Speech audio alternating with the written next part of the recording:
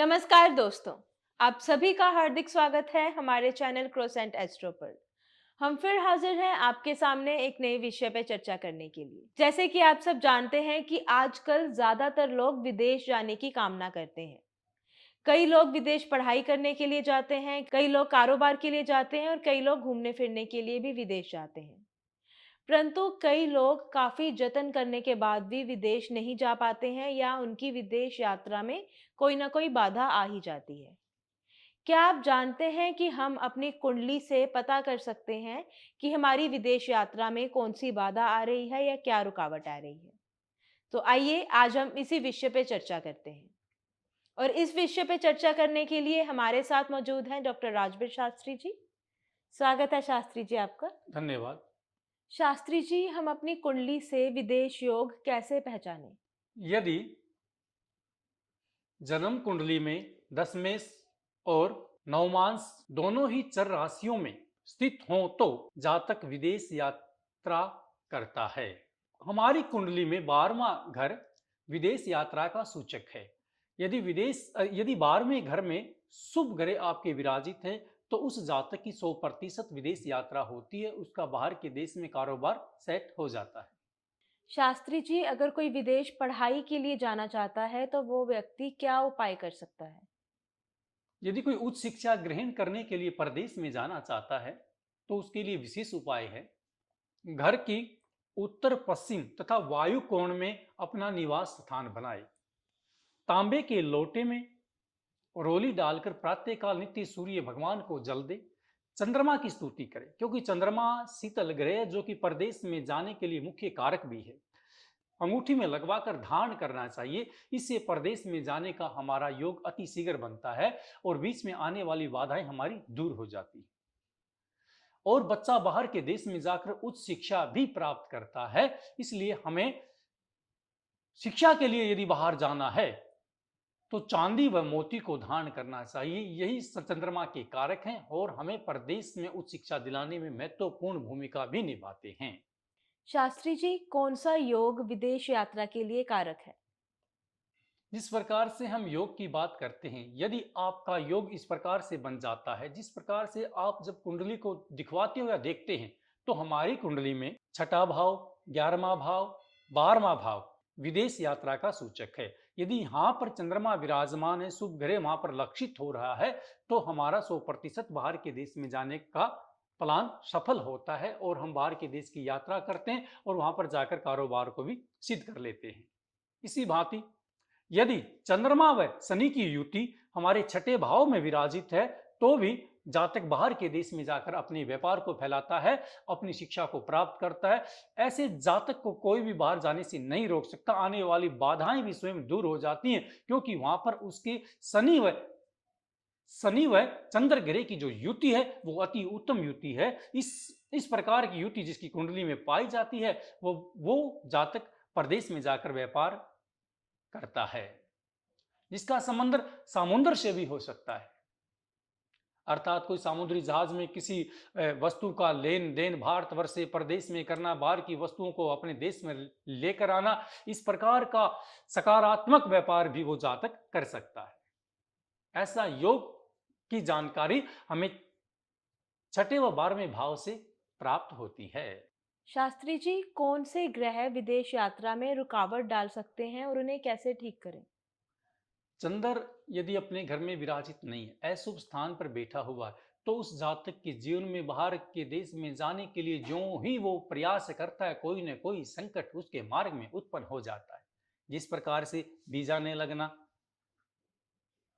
कई व्यक्ति बाहर जाने के लिए पैसा भी दे देते हैं पर किसी कारणवश उनका पैसा भी लौट कर नहीं आता, कबूतरबाजी में फंस जाते हैं या किसी ऐसे व्यक्ति के छल के मध्य आ जाते हैं कि उसे बाहर तो भेज देते हैं पर वो बाहर जाकर देखता है तो वहां पर कुछ नहीं होता, जो बोला जाता वो उसे प्राप्त नहीं होता, अर्थात बाहर जाना भी उसे सफल नहीं हो पाता।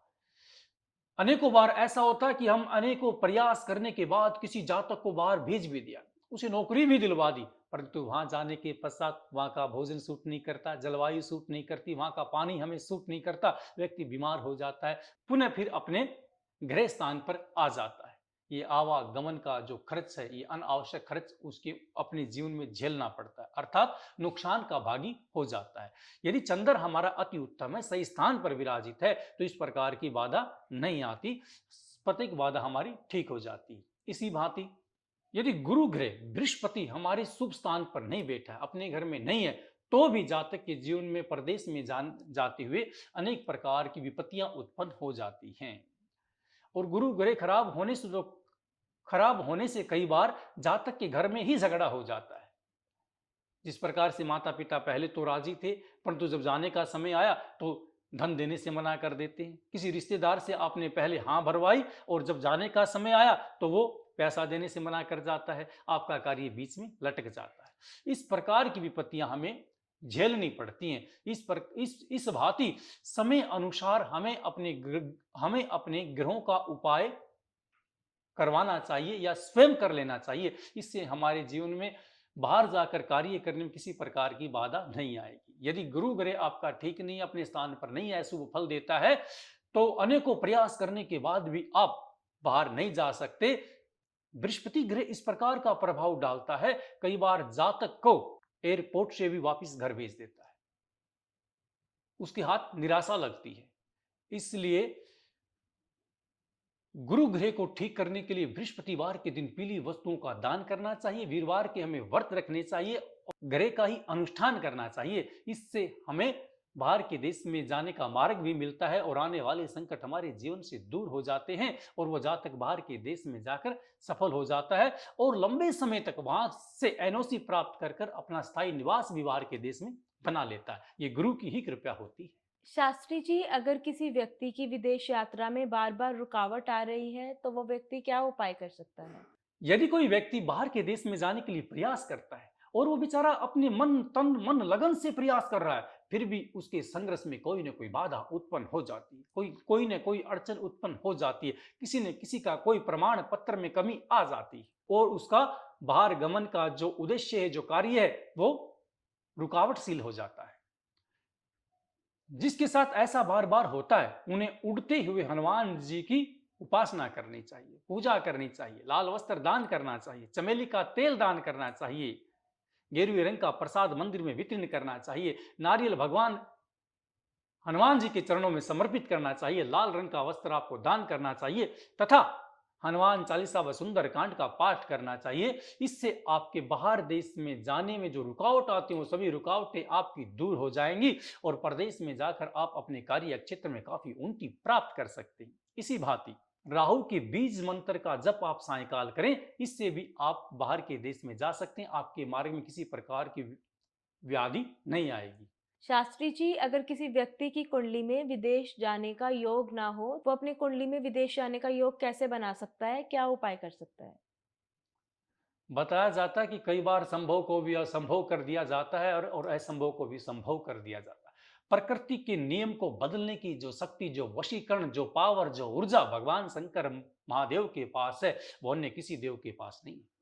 यदि हमें लगता है कि मेरी कुंडली को मैंने अनेकों बार इस निरीक्षण करवाया, उसकी समीक्षा करवाई और तत्पश्चात भी मुझे किसी प्रकार का मार्गदर्शन नहीं हो रहा कि मैं किस प्रकार से बाहर के देश में जाऊं और बार बार कोई ना कोई बाधा उत्पन्न हो जाती है, मेरे प्रयास भी विफल हो जाते हैं, ऐसा जिसके साथ होता है, उस जातक को भगवान शंकर की शरण में जाकर भगवान शंकर की उपासना करनी चाहिए। शिवलिंग के ऊपर गंगा जल दूध मिश्रित जल से अभिषेक करना चाहिए। न्याय के देवता शनि देव की उपासना करनी चाहिए, शनि चालीसा का पाठ करना चाहिए, शनि के व्रत रखने चाहिए और शनि देव के ऊपर काले वस्त्र में उड़द की दाल बांधकर दान करनी चाहिए, लोहे की वस्तु शनि मंदिर में दान करनी चाहिए। इससे भी आने वाली बाधाएं उसके जीवन से दूर होंगी।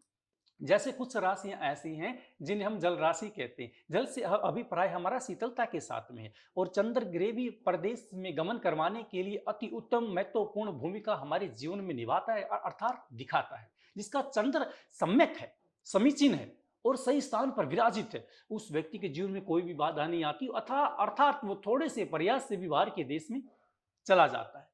और बहुत सारे ऐसे व्यक्ति होते जो समर्थ होते, उनके पास प्रत्येक चीज है, पावर है, धन है, जान पहचान है, उसके पश्चात भी वो बाहर के देश में नहीं जा पाती, क्योंकि जो विधि का विधान है वो उसकी कुंडली में विराजमान है। और जब वो विधान ठीक नहीं होगा तो उसका धन, पैसा, रिश्तेदार, सगे संबंधी, अप्रोच, कोई भी उसको काम नहीं आ सकता। यदि किसी जातक का जन्म कर्क राशि में है, वृश्चिक राशि में और मीन राशि में, ये तीन राशियां जल राशि हैं।